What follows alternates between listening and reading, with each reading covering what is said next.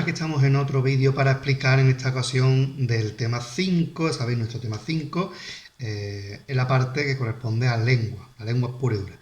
En este caso el concepto de oración y de enunciado, algo que ya también os suena, pero que bueno, que vamos a ir viendo poco a poco, explicando como siempre, leyendo del libro y explicando en la medida de lo posible para que os quede lo mejor, lo más claro que se pueda. Para ello nos vamos a ir a la página 138 del libro, donde vamos a empezar a leer en primer lugar el concepto de enunciado. El enunciado y la oración. El enunciado. En la primera unidad de este libro ya estudiaste lo que era el enunciado. Recuerda, el enunciado es una palabra o un conjunto de palabras que forman un mensaje. Son enunciados, por ejemplo, hoy he estudiado mucho, hasta pronto, ¿quieres más leche? ¿Dónde estuviste ayer? Características de los enunciados. Expresan un pensamiento completo. Poseen una entonación propia que permite distinguir unos enunciados de otros. Por ejemplo, una afirmación, ha llegado María, de una interrogación, ¿ha llegado María? O de una exclamación, ¿ha llegado María? Acaban en una pausa larga que en la escritura se representa con un punto o un signo de cierre de exclamación o interrogación. Pueden ser frases, oraciones. Y ahí vemos un esquemita donde habla de que el enunciado es una frase, es decir, no tiene verbo, y una oración que sí tiene verbo. Bueno, ya sabemos lo que es un enunciado, ya como dice el libro, lo hemos estudiado en unidades anteriores. Estamos hablando de que es una palabra, un conjunto de palabras con un significado completo, y da igual que sea un grupo de palabras muy largo, otro más corto, da igual, tiene que tener un sentido completo. Y se dividen en dos tipos. Por un lado las frases, que son aquellos enunciados que no tienen verbo, y por otro las oraciones, que son los que sí tienen verbo. ¿De acuerdo? Con lo cual, hasta aquí, oraciones por un lado, es decir, enunciados con verbo, y frases por otro, enunciados sin verbo. Vamos a ver ahora los tipos de enunciados según la actitud del hablante en la página 138. Cuando un hablante emite un enunciado, tiene la intención de preguntar algo, de informar, de expresar un deseo. Según la intención o actitud del hablante, los enunciados son enunciativos, interrogativos, exclamativos, desiderativos, imperativos y dubitativo.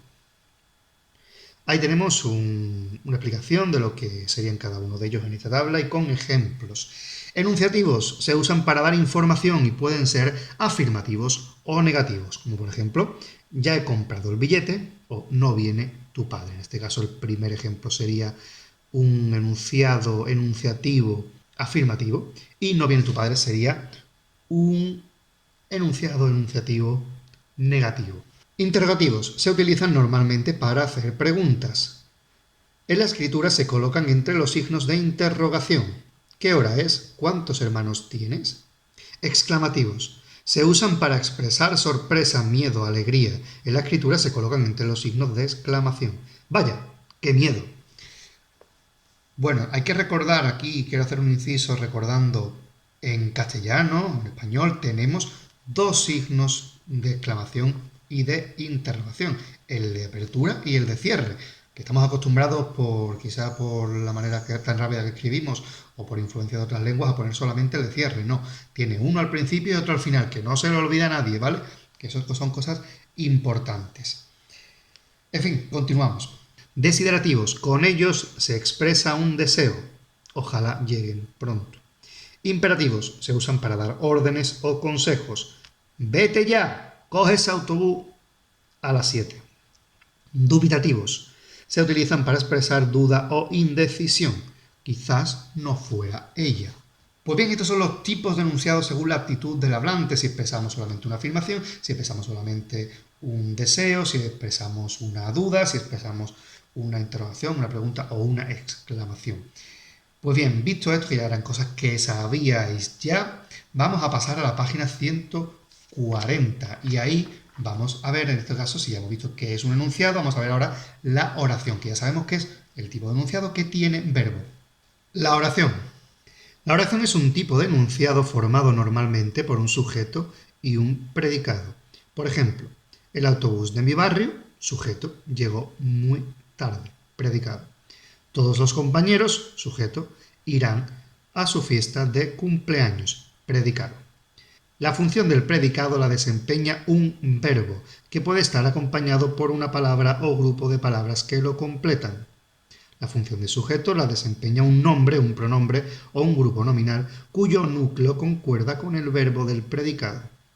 Jorge, nombre, sujeto, organizó rápidamente el trabajo. Organizó es el verbo y los complementos son rápidamente y el trabajo y conformarían el predicado. Vamos a leer también el grupo o sintagma, el cuadrito que está aquí al lado, la página 140. Las palabras de las oraciones se agrupan formando unidades sintácticas llamadas grupos o sintagmas. Los grupos o sintagmas están formados por un núcleo que puede ir acompañado por otras palabras que lo determinan, determinantes, y lo complementan.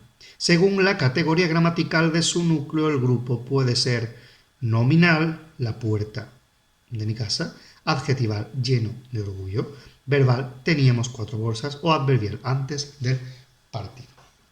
Bueno, con respecto a esto de los grupos, tengo que decir que esa palabra rara sintagma es grupo en griego, con lo cual grupo o sintagma es exactamente lo mismo. Si la palabra principal de ese grupo o sintagma es un nombre, estamos hablando de grupo nominal. Si es un adjetivo, grupo adjetival. Si es un adverbio, grupo adverbial. O si es un verbo, grupo verbal. Grupo o sintagma, exactamente lo mismo. En cuanto a la oración, que está compuesta por sujeto y predicado, recordad, el sujeto concuerda con el verbo de la oración. Vamos a ver ahora cómo localizamos el sujeto dentro de una oración. En la página 141. ¿Cómo localizar el sujeto en una oración? Para saber si una palabra o un grupo de palabras realiza la función de sujeto en una oración, tienes que recordar lo siguiente. En primer lugar, el núcleo del sujeto concuerda con el verbo en número y persona, por lo tanto, si cambias el número del verbo, automáticamente cambiará el número del nombre o del pronombre que funciona como sujeto. Por ejemplo, el avión ha llegado ya. El avión está en singular y ha llegado, que es el verbo, está en singular. Pero si yo cojo han llegado ya y lo pongo en plural, han llegado ya, no puedo decir el avión han llegado ya, porque no tendría sentido, sino que diría los aviones han llegado ya, con lo cual el sujeto sería aviones. Y si cambias la persona del verbo, también cambiará la persona del sujeto. Él estaba en el mercado. Si yo cambio estaba, que es tercera persona, por estabas, que es segunda persona, tengo que cambiar el él por el tú. Y en segundo lugar, el sujeto no lleva adelante una preposición. En la oración a María le gustan los caramelos, el sujeto es los caramelos, no María. Atención a esto de el me gusta, me encanta, me fascina, me pone los nervios. Porque tendemos a decir que el sujeto es la primera persona, porque estamos hablando de mis gustos, pero no. Aquello que te gusta, te fascina, te encanta es el sujeto. ¿Por qué? Pues yo puedo decir, me gusta la tortilla de patatas. Si yo pongo el verbo que es gustar en plural y digo me gustan, no puedo decir la tortilla de patatas, digo las tortillas de patatas. Con lo cual, el sujeto es la tortilla de patatas. Vamos a leer antes de seguir con el sujeto elíptico el cuadrito que hay aquí a la derecha. El núcleo del sujeto, cuando el sujeto está formado por un grupo nominal, la palabra que concuerda con el verbo es su núcleo, un nombre. Es decir, el núcleo del sintagma nominal siempre será el nombre, ¿de acuerdo? Cuando es un pronombre, pues toda la palabra. Muy bien. Vamos ahora con el sujeto elíptico u omitido, que es cuando el sujeto no aparece dentro de la oración. El sujeto elíptico u omitido es el que no aparece en la oración, pero se conoce o se sobreentiende. Por ejemplo, en la oración no teníamos ni idea, el sujeto no aparece. Esto no quiere decir que no lo tenga. Debes fijarte en las desinencias verbales. Teníamos, verbo en primera persona del plural. Por tanto, el sujeto de la oración es nosotros o nosotras. Nosotros o nosotras no teníamos ni idea. Por eso, cuando estudiamos los verbos, tiráis de los pelos diciendo qué de desinencias encontramos. Claro, es que esta riqueza de desinencias es la que hace que después nosotros podamos omitir a la hora de hablar. Quitamos el sujeto y si decimos somos guapos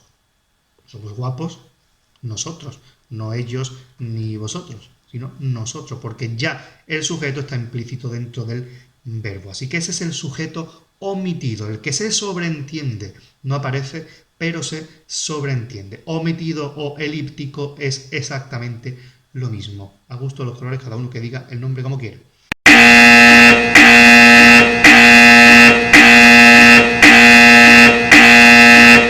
señor, tarea. No os asustéis que tampoco es mucha. La tarea es de la página 142, que son estas páginas naranjitas que hay como de repaso. Pues vamos a hacer la página 142 completa. El ejercicio 1, 2, 3, 4, 5 y 6. El 1 es el de leer el texto. Pero bueno, lo ponemos para que nadie se ponga a hacer directamente el 2 y leer el texto antes. Son muy fáciles, como siempre copiamos los enunciados. Y me mandáis la tarea, como siempre, por correo electrónico o a través de la Moodle. Por correo electrónico, juradoRomeroManuel@gmail.com o a través de la Moodle, como sea más fácil. Pues bien, hasta aquí este vídeo explicativo de la oración y del enunciado. Espero que os haya quedado claro. Para cualquier duda, sabéis, los mismos medios para los que me podéis mandar la tarea, me podéis preguntar todas las dudas que tengáis.